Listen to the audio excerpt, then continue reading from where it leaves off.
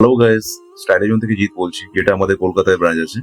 তো আমাদের কাছে একজন ক্লায়েন্ট এসেছেন। তো ওনার রিকোয়ারমেন্ট ছিল হচ্ছে সামনের যাতে লাইনিংটা পুরো বোঝা না যায় আর ওপর থেকেও যেন কেউ বুঝতে না পারে। সেই জন্য আমি স্যারকে সাজেস্ট করালাম মিরাজ, অস্ট্রেলিয়ান মিরাজ নেওয়ার জন্য। তো অস্ট্রেলিয়ান মিরাজ নিলে কি হয়, সামনের যে লাইনিংটা পুরো ন্যাচারাল লাগে আর স্কাল্পটা পুরো রিয়েল লাগে। তো চলুন স্যারের আপনার কাটিং করি, কাটিং করার পর দেখি কেমন আসছে।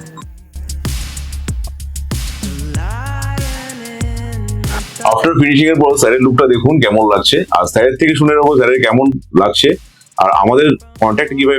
নমস্কার, স্টাইলোজনে আমি প্রথমে এসেছি। ওকে, আমি একটা ইউটিউব চ্যানেলে একটা রিভিউ দেখে এসেছি। আচ্ছা, ঠিক আছে। ওকে, এসে আপনাদের সত্যি কথা আপনাদের ব্যবহার খুব ভালো। থ্যাংক ইউ, কাজ যারা করেছে তাদের হাতের কাজ খুব ভালো। Thank you. এবং প্রাইসটা আমরা সব জায়গায় তো এখন মোটামুটি শুরু হয়ে গেছে প্রাইস সিস্টেম, তো সেই হিসাবে রিজনেবল প্রাইস বলে আমার মনে হয়েছে। আচ্ছা, আজকে যা কাজ আমার সঙ্গে করলো সেটা আমি খুব খুশি। Okay sir, thank you so much sir.